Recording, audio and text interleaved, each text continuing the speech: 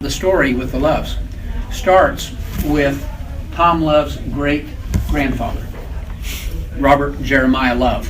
Robert Jeremiah Love was a mixed-blood Chickasaw who traced his heritage back to loyalist Tom Love, who was a Scottish trader in the Carolina colony, trading with the Indians up in the mountains.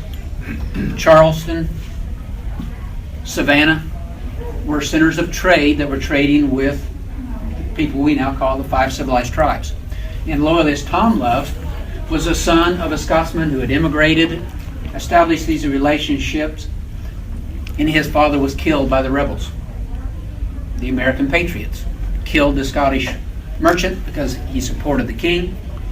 Loyalist Tom fled Carolina and moved up among the Chickasaws, whom he knew the language, he had connections there. He settled with them, married a Chickasaw woman, had a bunch of kids. She died. He married a second Chickasaw woman named Omahoda, had a bunch of kids. Well, our Tom Love, who developed Love's Country Stores, is a descendant of that second family, of one of those sons, born into this family with one foot in the world of the Chickasaws. He could speak the language, he knew the songs, he knew the dances, he knew the worldview of the Chickasaw people. He understood them. Well, he also understood the ways of his grandfather, of this merchant from the British Isles, this Scots-Irish culture that had been transplanted in the American colonies. So he knew both worlds. In that role, he played a role between the full-blood Chickasaws and the American nation, expanding around the Chickasaw nation. And so, as happened in all of the tribes, they rose to be leaders. And in 1844, when the Chickasaws were removed west, Robert Jeremiah Love's father, William, the son of Loyalist Tom, led a group of Chickasaws out. They reestablished their way of life in the American West. The Love family settled along the Red River. Meaning the Chickasaws wanted to be up, the full-bloods wanted to be up in the hills, away from the Texans, away from the trade, away from everything. They wanted to maintain their traditional way of life. The mixed bloods tended to settle along the rivers. It happened with the Creeks and the Cherokees along the Arkansas River. It would happen with the Choctaws along the Red River, which was navigable after 1838, riverboats coming all the way up to the Comanche landing.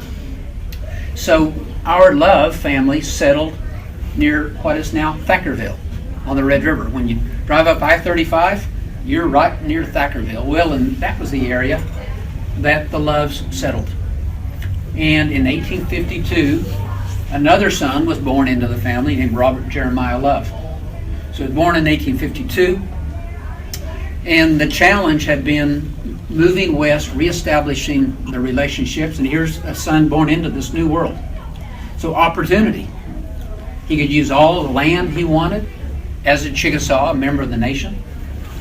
He was learning to be a cowboy out on the wide open ranges, had to learn how to fight.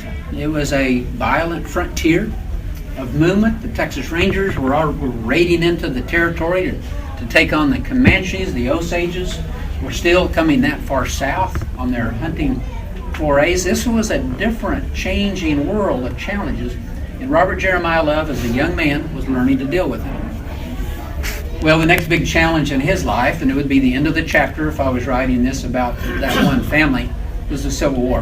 1861, all five civilized tribes sided with the Confederacy, and the Chickasaws and the Choctaws were united behind the Confederacy, raised a regiment to fight.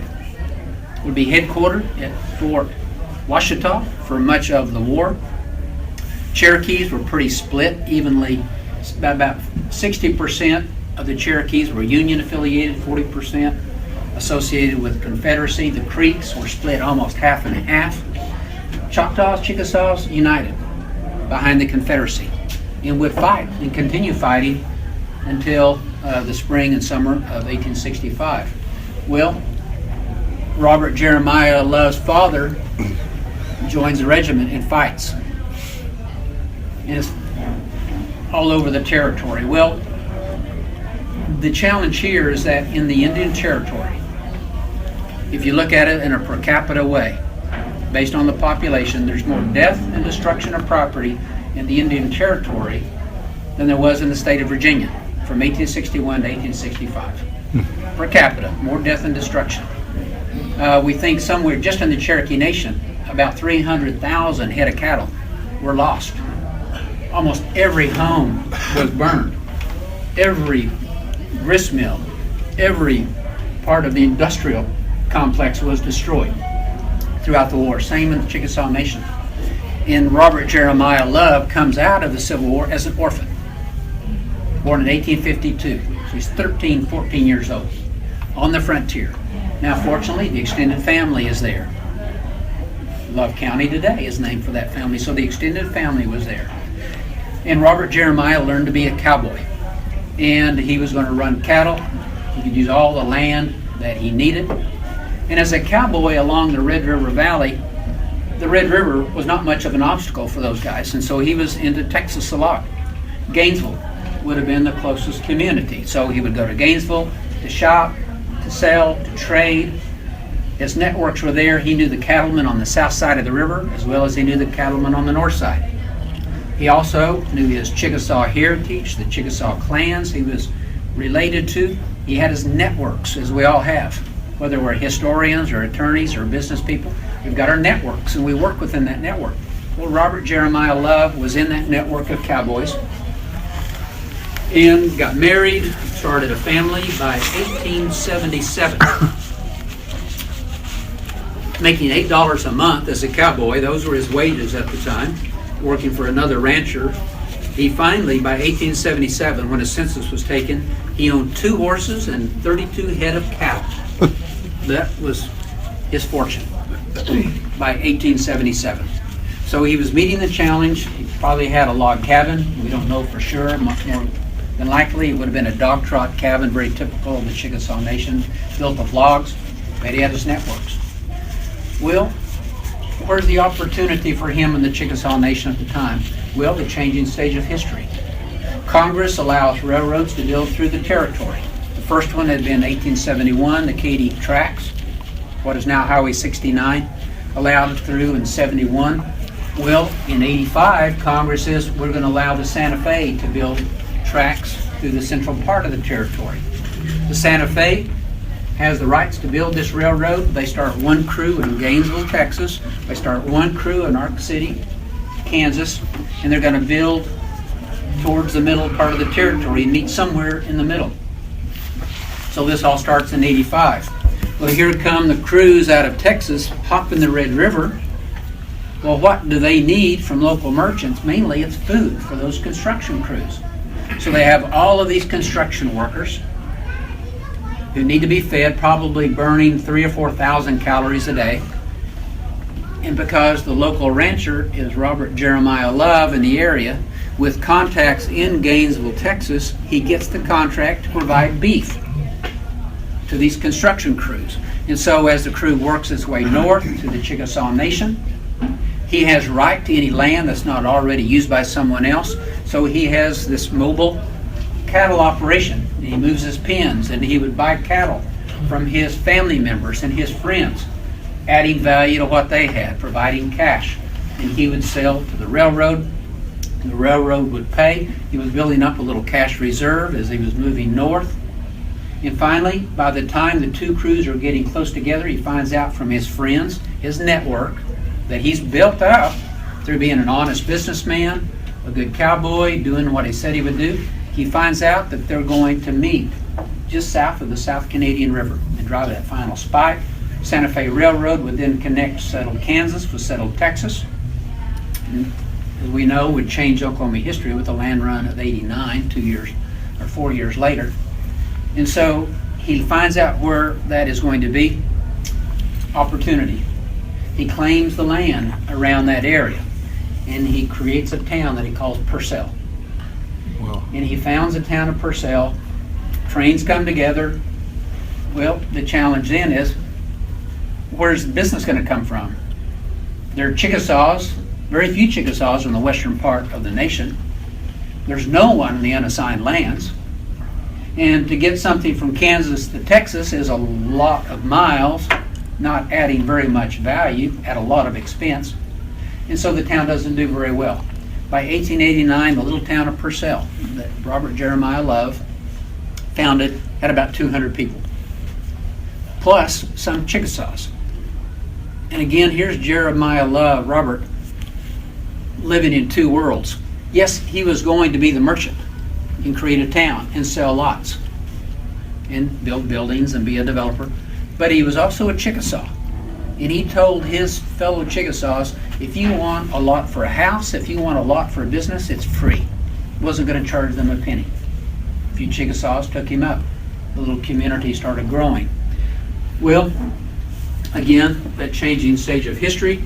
April 22nd, 1889, we know the story of the land run. Suddenly, the southern port into the unassigned lands, the place where goods would be shipped out, goods would be shipped in, was Purcell, right on the river. And with the land run, people start moving in. One merchant would move in 1892, going cross country on the railroad, had a problem with his watch. He was looking for a place in town to get the watch repaired, couldn't find anybody, so he rents a little space in a local downtown store in Purcell, Oklahoma in 1892. Anybody guess what business that was? B.C. Clark. Wow.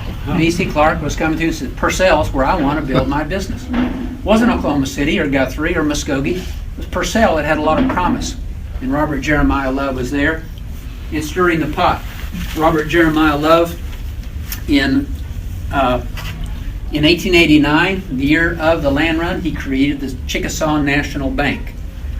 And later it would merge and become the an even bigger bank. The building is still there in Purcell. So he became a banker. In 1897, he would bring in the first cottonseed oil company. And cottonseed oil was hugely profitable because cotton was the king of cash crops. And generally, farmers wanted the fiber, they could sell it. Well, at the gin got the seed, and the seed led to oil, to feed, and with a high profit commodity, he took a chance and invested in that. But in 1895, he looked at the town, he said, what do we need in this town? Just as Henry Overholser had done in Oklahoma City in 1889, April, the town needs a hotel. So Robert Jeremiah Love, on a couple of his lots, builds the Love Hotel, and at the time, it cost him $20,000. It was a 3-story building, 63 rooms. It would have electric lights, steam heat, a dining room, a salesman room, a barber shop. It was the second largest hotel in the Twin Territories, the only hotel bigger than the Love in Purcell. It wasn't in Oklahoma City, it wasn't in Guthrie. If you'll think about 1895, by that time, Guthrie's a town of 10,000 people, the territorial capital, center of all the finance, the political center of the territory. Oklahoma City was still a fairly small town of 3,000 or 4,000, but the only hotel that was bigger than the Love was in Muskogee, the Seavers. Well, the Love Hotel is still there in Purcell today. It's an antique store, but it's still open and still there in town.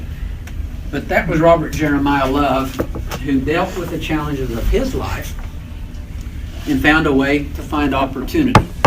Well, his children would grow up in Purcell, the children of the banker, living on the hill, the big house in town. He built a nice big house, and they did pretty well. From 1900 to 1920 was an unprecedented boom. Oklahoma was the fastest growing area in the entire country. We start with 6 congressmen in 1907. We'd have 9 congressmen by 1930 because we had 2 booms going on at the same time, farm and ranch, doing very well. It was the golden age of agriculture in America, and oil. The 2 things were driving the state and the economy and drawing people. And merchants like the Love family in Purcell were taking advantage of it.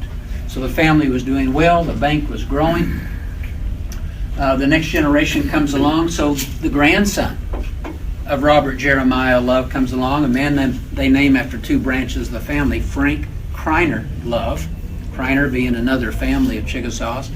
And FC, as they would call him later in life, grows up in Purcell, the grandson of the town's founder, the son of the banker in the big house, goes off to OU in the late 20s, big man on campus, gets into the law program. Along comes another challenge in his life, the Great Depression. The bank fails back home. His father dies. The mother has to sell the bank, has to sell the big house, has to build a smaller house. FC finds a way to finish his college degree at OU. Let me see when he graduates here.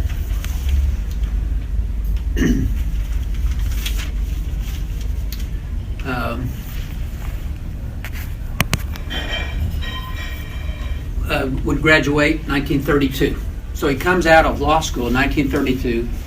No reason to go back home to Purcell. Family business is in other people's hands, being reorganized. So many of the banks would. Prospects didn't look good for a businessman in 1932. But he discovers that the oil capital of the world, Tulsa, still is doing pretty well because the major oil companies have come into the territory in the state buying up production. So all of these wildcatters like Tom Slick and others will go out and find the oil, but they always would reinvest in another series of wells and generally go bankrupt and then raise a little money, keep building. Well, the majors typically would come in and buy up the production, build the pipelines, the infrastructure for stability. Well, those companies were headquartered in Tulsa. Well, here goes FC Love to Tulsa to get a job, working for the oil companies, for law firms. Doesn't quite fit in with the Tulsa culture, moves to Oklahoma City, becomes part of a young law firm we now know as Crowe and Dunlevy. And so he's doing well as a lawyer in the 1930s. Well, at the same time he's doing that, another opportunity in his life would change, because it was a young man from Ada named Robert S. Kerr who had created a contract drilling company in the teens to drill these wells that all these wildcatters wanted. And so generally the way the oil industry worked is that you'd lease the minerals, you have the money to drill, and you'd find a contract driller. Well, Robert S. Kerr and his brother-in-law created a company to be contract drillers. And so they were drilling wells, making a lot of money. The Great Depression was a challenge for them, just as it was for the Love family. And in 1932,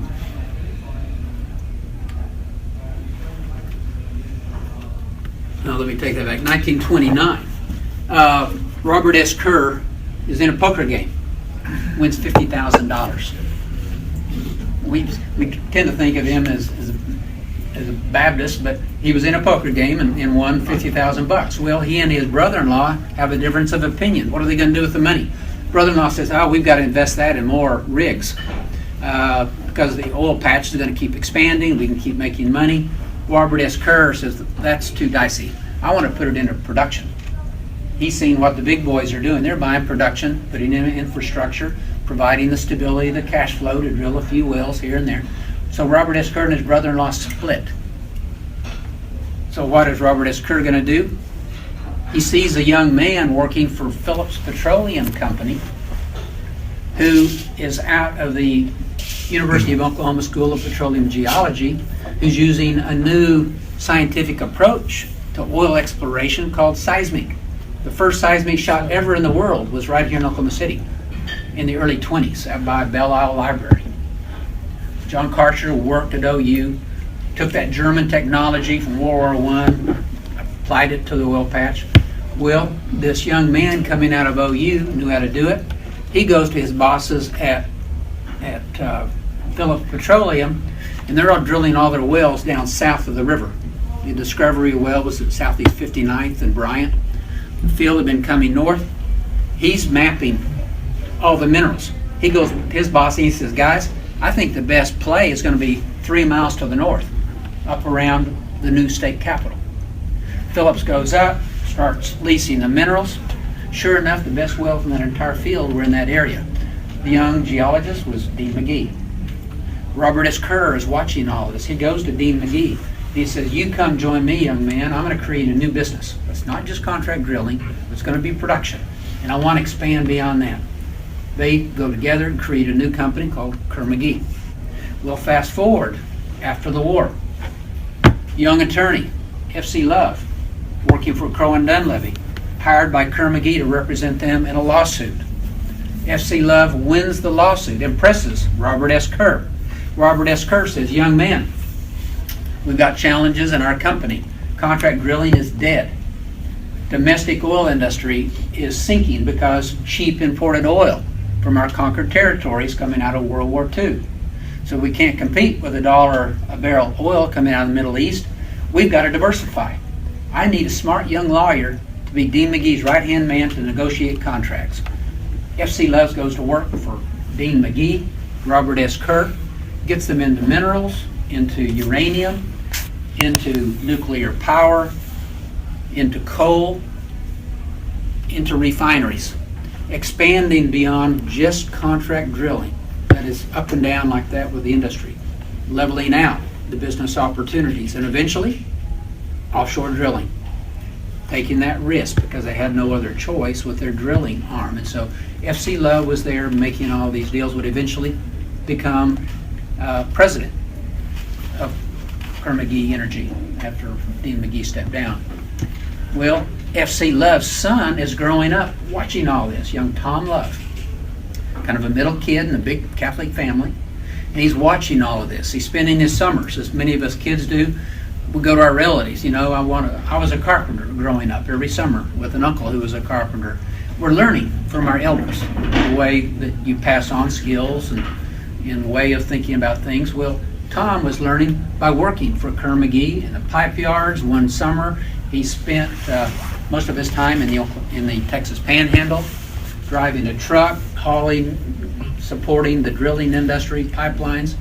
So he was learning about the business. And in 1950s, when he's a teenager, Dean McGee and Robert S. Kerr make a decision. They have a chance to buy a little company out of Cushing called Deep Rock. Some of us old-timers remember Deep Rock gas. Well, they buy Deep Rock, 1955. Deep Rock not only has all the service stations, but they have a refinery in Cushing. Then they buy another refinery in Wynnewood. And Dean McGee says, well, if we're going to have refineries, we've got to have our own retail network of stations to really make this work. We can't sell enough to contract retail. It's got to be a vertical operation. So they buy Knox refinery and retail out of Enid. If any of you have those frosted glasses with the Indians on the front, that's Knox gasoline.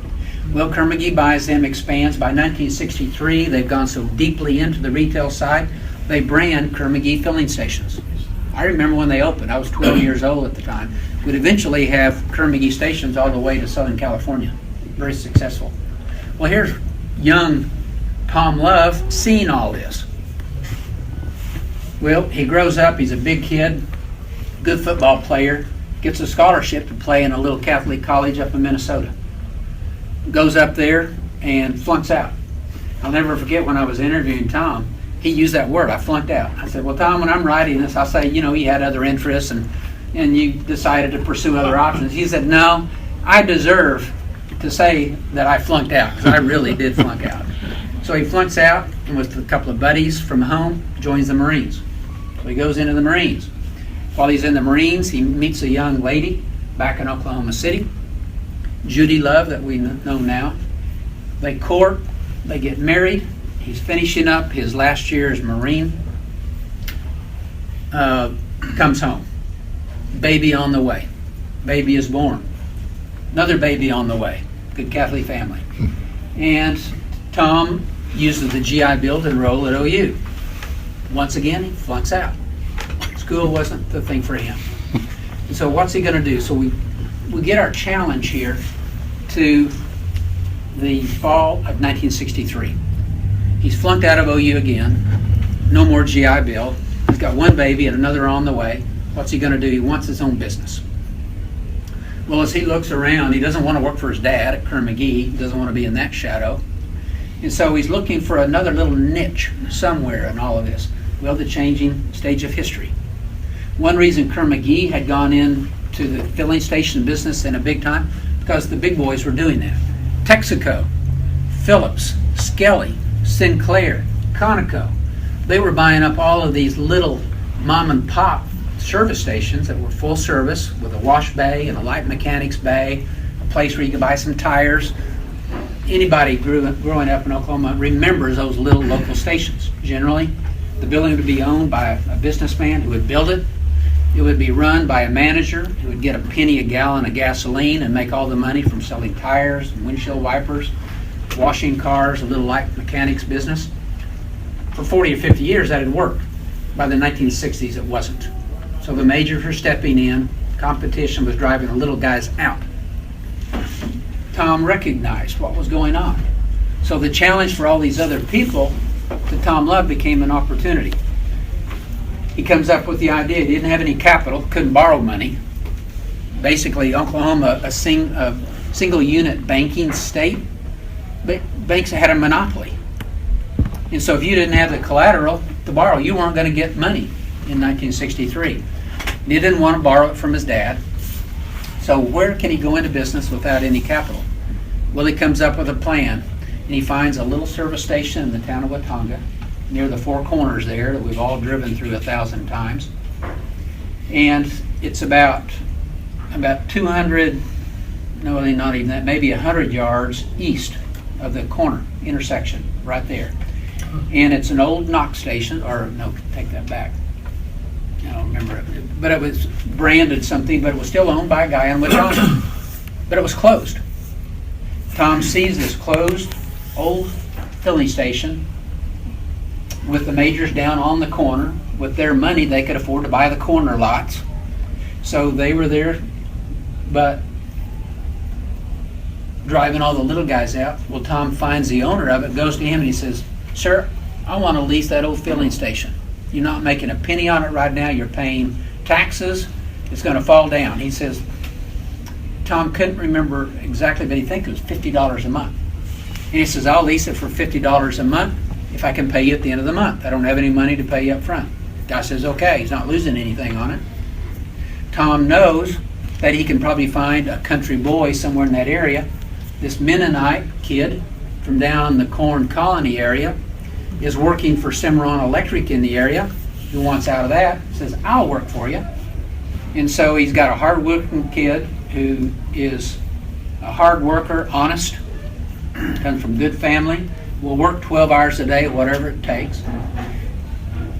And he says, "I'll pay you at the end of the month out of what we make on selling the gasoline." So he offers him the commission, an old business plan that wasn't working generally, but he says, "Let's try it. And you can make any of the money out of the garage and selling the tires and all that." Then he knows that he can go down to the Wynnewood refinery and buy gasoline with 20 days to pay. So he takes a bet, he takes the risk, and he opens that knock. He brands it as a knock station, K-N-O-X. Opens in January of 1964. With the gasoline, he has 20 days to pay. He'll pay his lease at the end of the month, pay his help at the end of the month. Any other labor comes out of the manager's pocket. And he does. He sells the gasoline, he pays his bills, he buys another load of gasoline, and it's starting to work. And his strategy is cheapest gas in town. So if Phillips is selling it for 32 cents a gallon up there in the corner, he's going to sell it for 31 cents, 100 yards to the west. If they go down to 31 cents, he'll go down to 30 cents. Some of us remember the old gas wars. Well, the majors say, "Okay, young man, we'll let you sell it for a penny less. We've got the best location. We've got, all the new looking place, free maps and all that." But he's competing and doing well enough. But it's not enough to support the family, so he goes to another town. Cordell does the same thing. Finds an abandoned station, local hard-working kid, can get his gasoline, 20 days to sell, and he starts building this on cash flow with very little capital investment. And he goes then to Buffalo, and he goes to Kingfisher, largely in western Oklahoma, eventually goes up into western Kansas, Oklahoma, or the Texas Panhandle, until he has a series of these small filling stations, making a little bit of money, the cheapest gas in town. Well, along comes a little thing called the Arab Oil Embargo, 1973. America backs Israel in the war with its neighbors. The Arab countries punished the United States by shutting off the flow of oil, which had been so cheap and addictive, and Americans loved their cheap gasoline. The majors loved it because they were importing it and making that money, shifting the oil capital of the world to Houston in the meantime. And suddenly it shut off. And many of us remember, not just the price going up, but the shortages. You couldn't buy gasoline. I was stuck in my car in eastern Oklahoma, in Cherokee County, had to spend the night in my car till they got gas the next day. Some of you may have stories like that. Well, here's Tom Love with all these filling stations and this shortage of gasoline, and the federal government under Richard Nixon sets the price of gasoline, price control at the federal level. So here's a very conservative president who says, we're going to control the price. We're going to regulate who can get gas and who can't. Well, Tom Love goes off to Washington, makes his connections with the people in the departments that would eventually become the Department of Energy, makes sure he can get his allocations. He's got buddies at the refinery, but he uses his federal connections. He's been president of the Retailers Association already, so he knows how to work the network. None of his stations would go dry. Well, in all of this change, he's also made other changes. He didn't invent it, but other places were using a new thing called self-service gasoline. So instead of having the attendant come out, check the air in your tires, well, what they were really doing is they're airing up, they're looking for a bald spot. Well, sir, you've got a bald spot on your tire, can I sell you a tire for $35? They were washing your window. What they were really doing was checking your windshield wiper blades. Oh, sir, you've got a little split here, can I sell you a pair for $1.95? When they were whisking out the car, they were finding ways to make money. We've got new floor mats here. I see that yours is worn out. It was all retail. Well, that was already beginning to diminish. And then when the price of gasoline goes up, people are looking for the cheapest gas in town.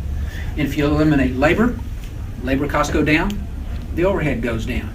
Tom Love discovers that he can adapt this self-service gasoline to his stations, cuts down on the labor, and then he has a young man running the old station in Watonga. It's not the original, but the second generation. And he says, Tom, there are companies, or these stores in Oklahoma City that I really admire called 7-Eleven. They're open from 7 o'clock in the morning to 11 o'clock at night, and they're selling cigarettes and beer and milk and bread, and they're charging more than the grocery stores, but people are willing to pay it because it's convenient. He says, let me wall in the fronts of the wash basin and the mechanics basin. We'll bring in a freezer and we'll sell that stuff. Another stream of revenue with zero increased labor cost. Zero cost in new real estate. He said, okay, do it. So the guy, I found photographs from the man who did that, and he starts the little mini market inside of his gas station. It wasn't new, but he did it, and he starts changing his entire network, and he eventually changes the name to Love's Country Stores. The first sign goes into one of the stores in Guyman, doing pretty well in the 70s, selling the cheapest gas in town. Self-service eventually goes to 24-hour service, especially in the oil communities like Kingfisher, where these oilies are out all day and night. He's finding new customers. Well, things keep changing. Well, go up to 1979. Congress that has been trying to find a way to fight inflation, hyperinflation.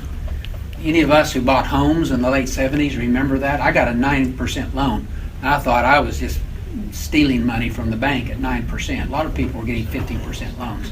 Hyperinflation at the time. Congress, ironically, Ted Kennedy's leading the charge. Let's deregulate a lot of these monopolies. So they deregulate airlines in 78. Kind of paying, even though the price is cheap, the service isn't quite what it was. And then they deregulate trucking in 1979. Well, deregulating trucking coincides with another thing that had been happening since the late 50s that matures in the late 60s and early 70s called the interstate highway system. And once the interstate highway system was there, it was cheaper to get goods by truck from point A to B because you could go 70 miles an hour, limited, it was safer. Same time, trucking is deregulated.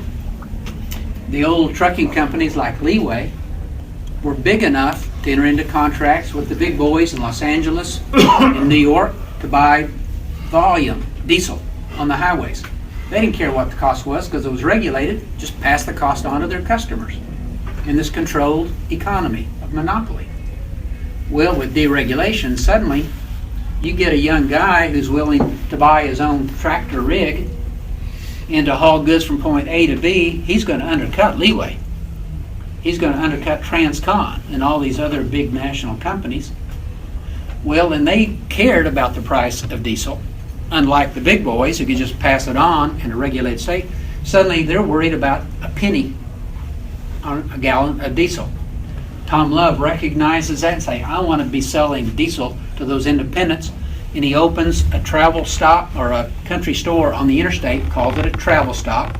It's really nothing but a country store on steroids, much bigger, and he builds it in Amarillo and I-40 because there aren't many retailers out on the high plains. Not many people there, so not much competition. He finds a little niche. It opens that first country travel stop. Well, to fast forward and bring this to a conclusion, others are discovering the same thing out of Nashville, Pilot, out of Salt Lake City, Flying J. And then you get these little regional groups like Tom Love learning the same things, making the same changes, and their networks are growing. By the 1980s, they're bumping into each other, competition, both with the business plan of cheapest gas in town, price wars. Well, Tom Love knows that competition is going to drive down his profit margin, it's going to stress the company, and he's always based his growth on cash. He had Kirk Humphreys buying his stores and then leasing it back to Tom so he could take the cash from selling it to Kirk and his investors, and then using that cash to open the next 2 stores, buy the real estate.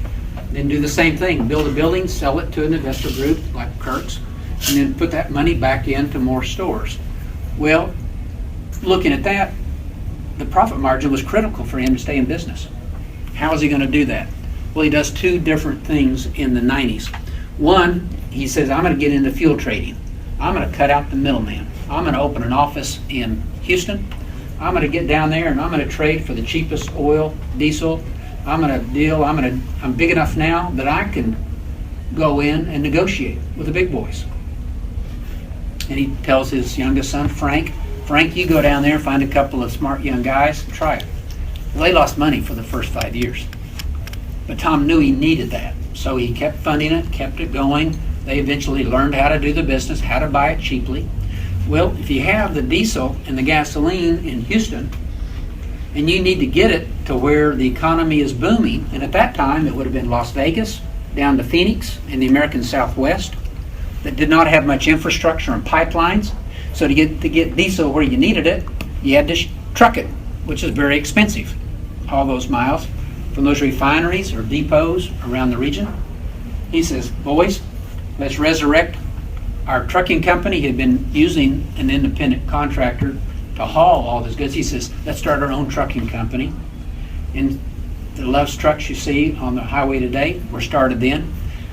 Then he says, well, let's get even better than that. Let's use rail. Eventually, in the 1990s, they would buy over 1,500 tank cars to go on rails, largely to haul diesel from Houston to Phoenix to Las Vegas, anywhere where they had a price differential, saving money, cutting out the middleman, able to compete with Flying J out there, with Pilot in the east. Eventually, Pilot would go bankrupt, or Flying J would go bankrupt. Pilot, Love's would split up that empire. Some of those would become Love's, some would become Pilot, Flying J's. You still see those brands interchangeable on the interstate highway. And then another challenge, the financial crash in the housing industry in Las Vegas. Phoenix, suddenly no one is trucking things in. You don't need the diesel.